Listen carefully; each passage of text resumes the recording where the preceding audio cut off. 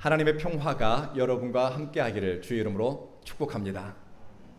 오늘은 저희 온 교회가 지향하는 네 번째 가치, 일상에서 제자로 살기라는 제목으로 말씀을 전하겠습니다.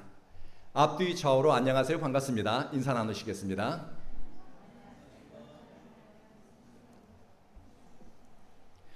오래전 인도 선교사였던 스탠리 존스 목사와 마하트마 간디에 관한 이야기입니다. 스탠리 존스 목사님이 마하트마 간디에게 이런 질문을 한 적이 있습니다. 간디 씨, 기독교가 어떻게 하면 인도에서 부정적인 느낌을 주지 않고 인도 발전에 기여를 할 수가 있겠습니까? 그러자 마하트마 간디가 이 질문을 받고 이렇게 대답을 했다고 합니다. 기독교인들과 선교사들이 모두 예수님과 같은 삶을 본을 좀 보여주세요. 기독교를 과장하지도 말고 과소평가하지도 말고 당신들 있는 그대로 믿으십시오. 그리고 당신들은 기독교가 사랑의 종교라고 하는데 사랑을 당신들의 삶의 동력으로 삼아 보십시오. 간디는 어려서 기독교를 접했고 성경을 읽었습니다. 뿐만 아니라 남아프리카, 유럽, 영국, 인도에 있는 기독교 지도자들과 교류가 빈번했습니다. 그런데 기독교인들에 대한 마하트마 간디의 평가는 기독교인들은 예수를 따르지 않는다. 그들은 다만 예수를 의식적인 예배와 행사만으로 즐긴다라고 평가했습니다. 요즘 말로 뼈 때리는 말입니다. 그런데 아니라고 반박할 수가 없습니다. 세상보다 못한 교회에 관한 이야기를 우리는 듣습니다. 100년 전의 일이지만 우리 시대에도 흔히 들을 수 있는 그런 이야기입니다. 세상 사람보다 더 후지고 저급한 기독교인의 의식과 생활 모습들, 주님의 교회가 성장하고 복음이 증거되는 것을 방해하는 것은 외부의 적과 환경적인 문제만이 아닙니다. 교회는 환난과 박해, 제도적인 불이익을 받을수록 오히려 더 순수하고 참되게 그리스도인으로 존재하기 위해서 그들은 몸부림치고 선택했습니다.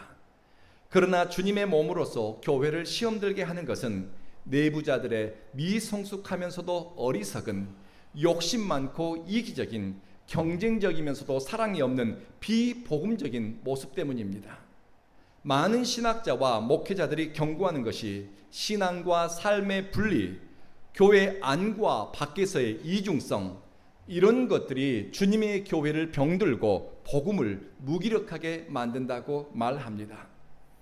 저는 우리 온 교회 성도님들은 고민하고 또 생각해 보았으면 하는 것은 어떻게 하면 내 신앙 고백을 일상의 삶 가운데로 이어지게 할 수 있을까? 내가 믿고 확신하는 신앙의 가치를 무엇을 먹을지, 무엇을 마실지, 무엇을 입을지와 같은 일상의 자리로 옮기는 것, 어떻게 하지 고민하고 생각하면서 선택해 보았으면 좋겠습니다. 저는 우리 온교회 예배자들은 교회 안에 머무는 신앙을 넘어서 세상 속에서 예수님의 제자로 살아갔으면 좋겠습니다. 우리의 신앙 언어와 또 신앙적인 태도가 교회 안에 갇히거나 우리끼리만 통하는 그런 이야기가 아니라 세상 속에서 사람들에게도 충분히 공감이 되고 복음의 가치를 저렇게 예수 믿고 살아가는구나 드러낼 수 있었으면 좋겠다 하는 바람을 가져봅니다. 지난 성경 공부 시간에 소개한 이야기인데요. 4년 전 서울에서 목회하는 크지 않은 교회입니다. 그 교회 목사님이 섬기고 있는 교회에 휠체어를 탄 청년과 어머니가 찾아왔습니다. 그런데 이 청년은 몸이 온전치 않았고 말도 어눌하고 지체장애를 앓고 있었습니다. 두어 달 그 교회 예배를 참석하더니 교회를 등록하겠다는 겁니다. 그런데 자세히 보았더니 이 청년과 어머니의 태도가 좀 남달라 보였습니다. 몸이 불편하고 말이 어눌한 청년에게 그래 형제님은 무슨 일을 하고 있습니까? 물었더니 이 청년이 대답하기를 목사님 저는 신학을 공부하고 있습니다. 대답하더래요. 그럼 당신 꿈이 뭡니까? 목사님 저는 목사가 되고 싶어요. 청년에게 설교는 해봤느냐고 물었더니 한 번도 없다고 대답을 합니다. 여러분 몸이 불편하고 말이 어눌하고 신체를 움직이는 것이 불편한 그 형제에게 어느 교회에서 어느 부서에서 설교할 기회를 주었겠습니까? 그런데 이 목사님은 그 청년에게 우리 교회에서 한번 말씀을 전해주세요 라고 부탁을 했습니다. 청년이 자신의 삶에 대해서, 믿음에 대해서 고백하고 말씀을 전하는데 굉장히 은혜가 되었다고 합니다. 연말이 되었습니다. 그런데 이 목사님에게 기도할 때마다 부담되는 한 영감이 마음에 오더랍니다. 연말 정책당회 때 장로님들께 이렇게 이야기를 했습니다. 신학을 공부하고 있는 저 청년을 우리 교회 전도사님으로 모십시다. 장로님들은 깜짝 놀라면서 대부분이 부정적으로 대답을 하는 겁니다. 좋은 일인 것은 모두가 알고 있습니다. 그런데 장애가 있고 말이 어눌한 신학생에게 내 아이의 신앙 지도를 맡기는 것은 사람들이 원하지를 않는 겁니다. 목사님이 이렇게 대답했습니다. 장로님들, 나 좀 살려주십시오. 내가 죽을 것 같습니다. 내게 오는 이 영감, 저 청년을 주의 종으로 세우는데 우리가 디딤돌 놓으라고 하는 이 느낌에 따라서 순종하지 않으면 내가 답답해 못 견딜 것 같습니다. 목사님은 진심이었습니다. 사실 이 목사님도 상황 파악을 다 하고 있어요. 이 목사님도 인간적인 생각 다 있습니다. 선을 행하는 것이 좋지만 그것이 내가 원하는 방식, 내가 하고 싶은 일이 아닐 때는 어마어마한 저항과 또 어려움을 겪게 됩니다. 그럴 때는 살 길은 순종입니다. 될까 안 될까를 분위기와 상황을 고려하고 인간적인 생각으로 계산을 하는 것이 아니라 하나님이 어디로 이끄시는가, 하나님이 무엇이라 말씀하시는가, 하나님의 마음이 어디 있는가, 그것을 묻고 확신하고 순종하는 길이 살 길인 줄로 믿습니다. 그 교회 장로님들은 목회자의 이런 영적 고민을 이해하고 장애가 있는 그 신학생을 전도사님으로 모셨습니다.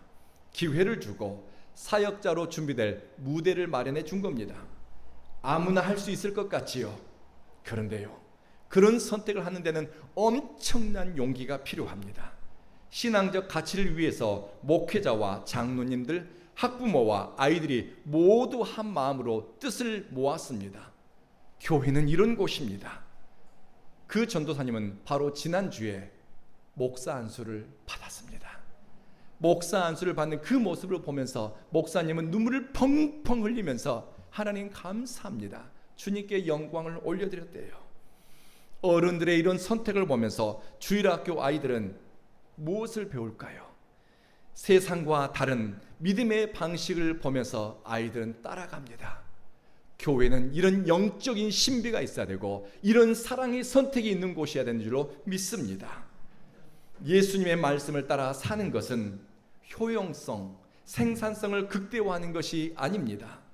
예수님의 말씀을 따라 사는 것은 나쁜 나무의 습성을 버리고 좋은 나무의 열매를 맺는 것입니다. 예수님은 좋은 나무가 좋은 열매를 맺고 나쁜 나무가 나쁜 열매를 맺는다고 말씀하셨습니다. 여러분, 우리 스스로에게 한번 물어봅시다. 나는 좋은 나무인가? 나는 나쁜 나무인가?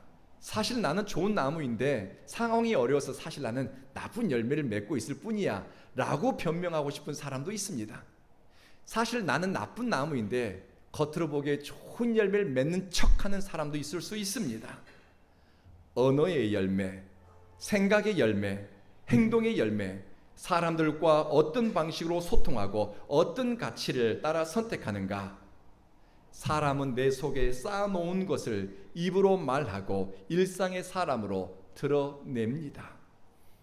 존 스토트 목사님은 20세기 수많은 기독교인들에게 많은 영감을 주었는데요. 존 스토트 목사님은 그리스도인이라고 하는 단어와 제자라고 하는 단어는 같은 의미가 아니라 그 사이에는 약간 미묘한 차이가 있다고 합니다. 그리스도인, 제자, 모두 예수님과의 관계성에 뿌리를 두고 있지만 예수님과 더 견고하면서도 확실한 강력한 관계 속에 있는 것을 드러내는 단어는 제자라고 합니다. 예수님이 나를 따르라 부른 사람들을, 그리고 그 부르심에 응답한 사람들이 제자입니다. 그들은 예수님과 친밀한 관계 속에서 먹고 마시고 여행하고 일상을 예수님 중심으로 살았습니다. 눈만 뜨면 예수님과 동행하지요. 밥을 먹을 때는 예수님이 그 음식 가운데 담긴 하나님의 은총에 감사하며 기도하는 소리를 들으면서 음식 속에 담긴 사랑, 은총을 확신합니다. 들에 핀 꽃 한 송이가 옛날에는 그냥 꽃이었는데 예수님의 말씀을 듣고 보니 저 꽃 한 송이도 하나님의 돌보심에 있고 하늘을 날아가는 저 새 한 마리도 그냥 존재하는 것이 아니라 하나님의 섭리 속에 있는 것을 깨닫게 됩니다. 그러면서 인생의 지혜와 신앙의 통찰력을 배웁니다. 보이는 것, 느끼는 것 모든 것 속에서 하나님의 임재와 사랑을 깨닫게 되는 것입니다. 일상 속에 주님이 계시니 존재하는 것들 속에서 하나님의 임재를 발견하고 예수님의 제자로 살기 위해 그들은 선택합니다. 그것을 가리켜서 땅을 깊이 파고 기초를 견고하게 하고 믿음의 집을 짓는 것과 같다고 말할 수 있습니다. 존 스토튼 목사님이 88세에 암으로 그분이 돌아가시게 됩니다. 하나님께 부르심을 받기 마지막 전에 글을 하나 쓰게 됩니다. 굉장히 짧은 글입니다. 그 글에서 존 스토튼 목사님이 우리 그리스도인에게 가장 중요한 것이 무엇인가? 그것은 예수님의 제자로 사는 제자도라고 했습니다. 그분의 마지막 유언이 예수님의 제자로 따라 살라는 것입니다. 그리스도인의 선택과 행동의 기초는 예수 그리스도가 우리의 주님이라고 하는 신앙 고백입니다. 여러분의 선택을 만들고 삶의 목적을 만들고 인생의 작은 것 하나까지도 영향을 미치는 것은 예수님이 내 주님이라는 겁니다. 그것을 인정한다면 때론 내 표정을 짓는 것, 말하는 것, 선택하는 것, 감정이 흘러가는 것, 사람들과의 관계 속에서도 우리는 예수님의 통치와 그분의 다스리심을 인정하고 순종할 준비가 되어 있어야 한다는 의미입니다. 믿음의 집을 짓기 위해 땅을 파든 기둥을 세우든 그리스도인의 삶은 예수님이 우리의 주님이다라고 하는 고백에서 시작합니다. 교회의 목적, 그리스도인의 삶의 목적은 예수님의 가르침을 믿고 순종하고 따르는 것입니다. 그 길을 가리켜 제자도라고 합니다. 여러분은 세상 속에서 우리는 그리스도의 제자로 살도록 초대를 받았습니다. 이 땅의 많은 그리스도인들은 예수의 제자로 이 땅을 살아가라고 사명을 받았습니다.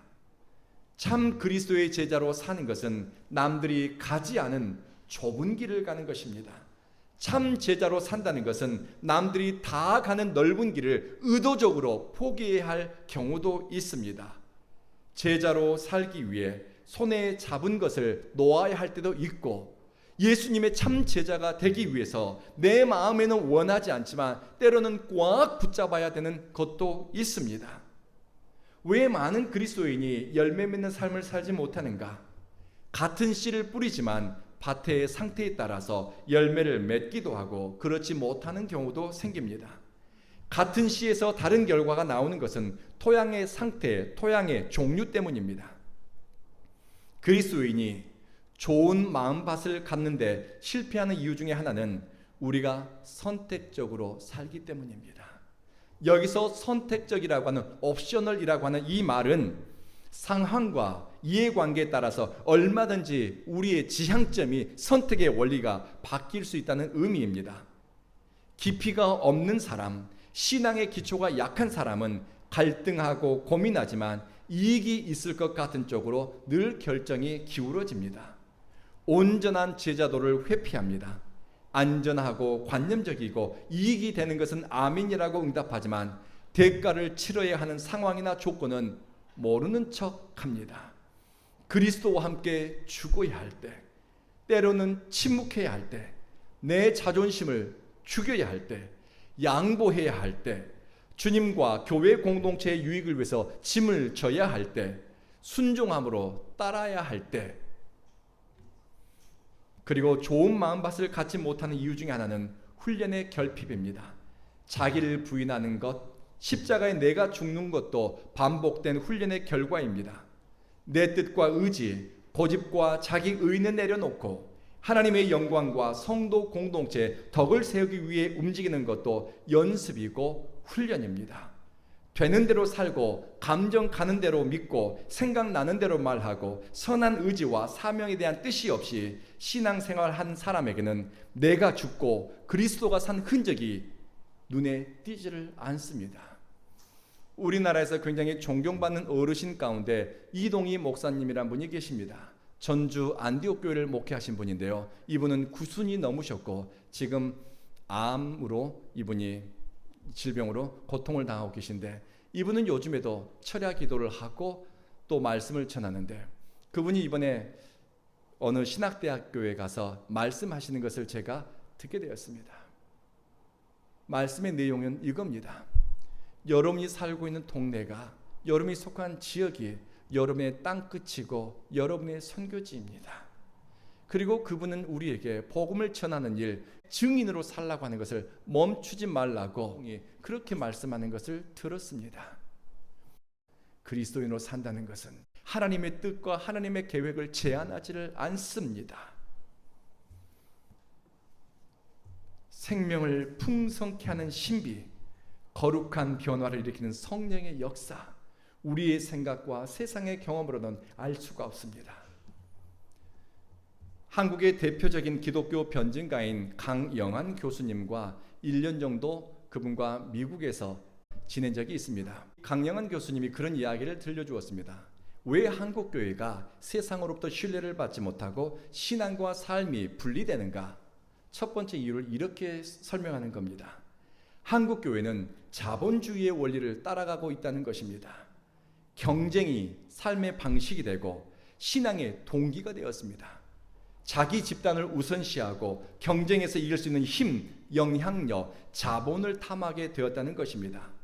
인간의 욕망을 극대화시키는 시장의 원리, 자본의 원리가 교회 안에 들어오다 보니 공동체보다는 개인, 십자가를 지기 위한 자기 비움보다는 욕구 충족을 우선시하게 되었다는 것입니다. 기독교는 네가 살고 내가 살고 우리 같이 어우러 사는 생명의 길입니다. 십자가로 통하는 그 길에는 피부색이나 언어에 따른 차별이 없습니다. 언젠가 제 아내가 한 20년도 더 된 일인데요. 제 아내가 이런 이야기를 저에게 했습니다. 만약 당신이 행복해지고 싶다면 당신만 잘 되는 것이 아니라 당신 옆에 있는 사람이 잘 되어야 행복해집니다. 당신만 복을 받고 그냥 좋으면 시기하는 사람이 생깁니다. 옆에 있는 사람이 시기할 일이 없게 그 사람들이 잘 되고 만사형통하고 복을 받아야 사람은 시기할 거리가 없어야 행복해집니다. 생각해보니 여러분 공감이 되지요? 공감이 되더라고요. 그래서 내 옆에 있는 동료가, 나와 만나는 사람이 얼마나 친하고 친하지 않은가가 중요한 것이 아니라 나를 만나는 모든 사람이 복되기를 바라고 복을 비는 언어를 그때부터 의도적으로 저는 사용하려고 선택했습니다.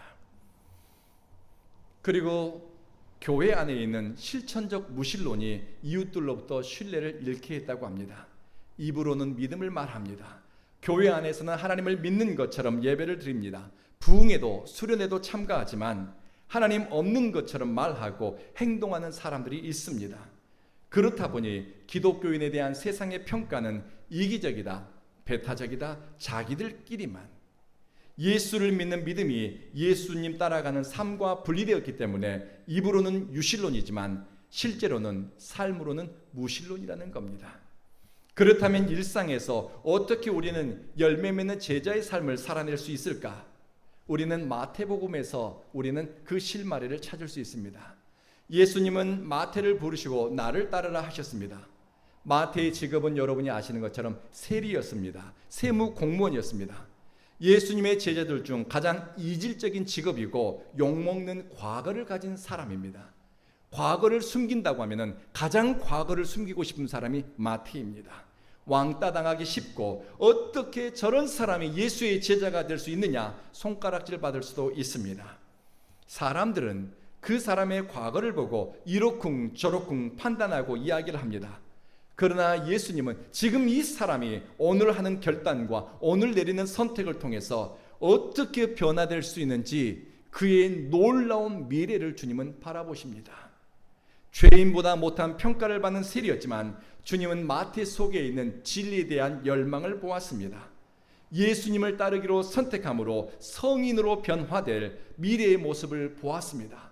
과거에는 지탄받는 사람이었지만 나중에는 그리스도를 위해서 고난을 받아들이는 마태를 보게 됩니다. 그리스도를 위한 마태의 순환을 보면서 많은 음악가들은 마태의 순환곡이라고 하는 곡도 씁니다. 많은 음악가들과 화가들과 예술가들에게 마태의 삶은 영감을 주었습니다. 예수님의 제자 중에서 가룟 유다 회계를 맡았죠. 가룟 유다 못지않게 돈에 민감하고 셈이 빠른 사람이 마태였습니다. 세리라는 직업을 선택했다는 것은 욕을 먹더라도 돈 버는 것을 목적으로 삼았다는 것을 우리는 짐작할 수 있습니다. 셈이 빠르고 이해 득실을 잘 따르는 마태에게 주님이 나를 따르라 말씀하시니 그는 모든 것을 버려두고 예수의 제자가 되었다고 합니다. 예수님을 완벽하게 이해하고 상황이 완전히 준비되었을 때 예수님을 따르는 것이 아니었습니다. 마태는 인생의 목적을 물질과 성공에서 그리스도에게로 옮긴 것입니다. 마태는 예수님과 동행하면서 그의 속사람이 자랍니다. 성장하고 성숙해져 갔습니다. 그렇다면 성숙함의 본질은 무엇인가? 성숙은 그리스도 안에서의 성숙입니다. 예수님과 건강한 관계, 온전한 관계를 만들고 유지하는 것을 의미합니다. 그리스도 안에 있다는 것은 가지가 줄기에 연결되어 있고 열매가 가지에 붙어 있는 것처럼 그리스도에게 더 친밀하게 완벽하게 연합되고 연결되어 있다는 의미입니다. 그들은 육체적으로 그리스도의 영향을 받습니다. 그러니 몸으로 죄를 짓는 것을 두렵게 여기고 불의한 것과 거룩하지 않은 것과 부정한 것에 노출시키는 것을 경계합니다. 사람이 무엇으로 그 행실을 깨끗게 하겠습니까? 오직 주님의 말씀을 따라 삼갈 것입니다. 주께 범죄하지 아니하려 주의 말씀을 마음에 두고 그 말씀을 따라 움직이는 것입니다. 그리고 예수에게 연결된 사람은 영적으로 그리스도의 영향을 받습니다. 신령한 것을 사모하고 성령 안에서 행하는 것을 열망합니다. 성령은 생각을 만듭니다. 성령이 선택하도록 돕기 때문에 성령의 열매가 열리는 것은 당연한 이치입니다. 사랑, 기쁨, 화평, 인내와 친절, 선함, 신실함, 온유함, 그리고 자기절제, 이런 성령의 열매들이 우리 삶에 맺히기 시작한다면 세상에 이 성령의 열매를 열리는 것을 막을 법이 없다라고 이야기합니다. 성령에 순종하고 성령의 인도하심을 따라가기 시작한다면 그 어느 것도 성령의 사람으로 변화되는 여러분을 막을 수 없다는 것입니다. 그리고 그리스도 안에 있는 사람은 인격적으로 그리스도의 영향을 받습니다. 바울은 초대교회가 성장하고 사람들은 늘어나는데 막 사람들이 으쌰으쌰하면서 교회 안으로 엄청나게 구름대처럼 몰려오기 시작했습니다. 그런데 너무나 안타까운 것은 사람은 많이 모였지만 인격적인 변화, 삶의 변화가 없는 사람들이 너무나 많이 교회 안에 들어와 있는 것입니다. 아니, 교회 안에 예수를 믿겠다고 왔지만 그들의 삶의 지향점이 어긋나 있고 그리스도의 제자로 사는데 실패하는 겁니다. 미성숙한 사람들을 바울은 꾸짖으면서 성장하라고, 발전하라고 당부하였습니다. 여러분이 그리스도에게서 난 사람들인데 아직도 여러분 가운데 시기와 질투가 있습니까? 육에 속한 사람들처럼 세상 방식을 고집하고 왜 세상 방식을 교회 안에 가지고 들어와서 여러분들은 주님의 일을 하려고 합니까? 편을 나눠서 나는 바울이 좋더라, 나는 아볼로의 설교가 좋더라 갈등하는데, 여러분이 이렇게 산다면 육으로 난 사람이 아니고 여러분이 누구입니까? 고린도 교회 성도들에게 따끔하게 질책을 했습니다. 바울은 깊이 없는 교회의 성장을 경계했습니다. 예수님은 열매 없이 입만 무성한 종교, 행함이 없는 요란한 종교의식을 주의했습니다. 일상에서 그리스도의 제자로 사는 모습이 어떤 것일까? 우리는 선한 사마리아인의 비유를 통해서 발견하게 됩니다. 여리고길에서 어떤 사람이 강도를 만났습니다. 모든 것을 빼앗기고 발가벗겨지고 두들겨 맞아 뙤약볕 아래서 죽어가고 있었습니다. 아무도 이 사람을 돌아보지 않았습니다. 제사장도 레위인도 서기관도 침묵하고 그냥 지나쳤습니다. 그런데 마침 손가락질 받고 멸시받는 사마리아인이 강도 만난 죽어가는 사람에게 다가갑니다. 여보시오, 괜찮으세요? 자세히 보니 심장이 뛰는 겁니다. 큰일 났구나. 발가벗겨지고 피가 나고 뼈가 꺾인 그 강도 만난 사람의 상처에 약을 바르고 또 치료비를 제공하고 그가 쉴 수 있도록 배려를 합니다. 삶의 기회를 빼앗긴 사람의 생명이 회복되고 다시 희망을 갖도록 회복되어 자기 길을 갈 수 있도록 길을 터줍니다. 세상에는 악을 도모하는 사람이 있습니다. 또 그들 때문에 고통당하는 사람이 있고 눈물 흘리는 사람도 있습니다. 외면하고 못 본 척 지나가는 사람도 있습니다. 또 반면에 손을 내밀어 타인의 상처와 아픔에 공감하는 사람도 있습니다. 여리고길은 종종 강도가 출몰해 위험하고 그 길에서 사고를 만나 목숨을 잃는 사람들이 있었습니다. 두려운 길입니다. 무서운 길입니다. 그래서 여리고길을 가려면 사람들이 늘 마음에 어떡하지? 무섭다. 무슨 일을 당하지 않을까? 늘 염려가 되었습니다. 도와줄 사람도 없을 텐데. 그런데요, 선한 사마리아인의 사랑에 참여, 이웃에 대한 관심이 여리고길을 죽음의 길, 두려움의 길이 아니라 희망의 길, 보호하고 돌봐주는 이웃이 있다라고 하는 소망을 갖는 그런 길로 변화시켰습니다. 똑똑하지만 침묵하고 현실을 외면하는 깊이 없는 종교인에 의해서 여리고길은 결코 바뀌지 않습니다. 이런 사람만 있다고 하면 그 길은 언제나 죽음의 길이고 두려움의 길입니다. 하지만 고통당하는 약자들의 현실, 강도 만난 사람의 아픔에 기꺼이 참여하는 선택을 하는 한 사람 때문에 여리고길은 변화됩니다. 일상에서 예수의 제자로 살기 위해 뜻을 세우는 바로 여러분 때문에 여러분의 가족이, 집안이, 공동체가, 세상이 소망을 보게 될 것입니다. 여러분이 일상을 그리스도와 함께 살아가는 예수의 참 제자가 되기를 주의 이름으로 축복합니다. 기도하겠습니다.